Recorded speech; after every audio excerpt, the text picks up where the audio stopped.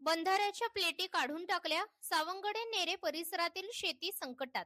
सावंगडे आंबले वस्ती येथील असलेल्या बंधाऱ्यावर ग्रामपंचायतीच्या पुढाकाराने अवघ्या 15 दिवसांपूर्वी पाण्याचे नियोजन व साठवणूक होण्यासाठी लोखंडी प्लेटी बसवण्यात आल्या होत्या. मात्र अज्ञात व्यक्तींनी या बंधाऱ्यावरील 6 प्लेटी काढून टाकल्याचा धक्कादायक प्रकार समोर आला आहे.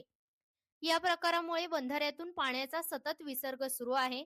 हा विसर्ग असाच सुरू राहिल्यास शेतकऱ्यांचे मोठ्या प्रमाणात नुकसान होण्याची दाट शक्यता असून पुढील काळात शेतीसाठी आवश्यक असलेला पाणीसाठा होणार नाही, परिणामी परिसरात पाणी टंचाई निर्माण होऊ शकते, अशी भीती शेतकरी व्यक्त करत आहेत.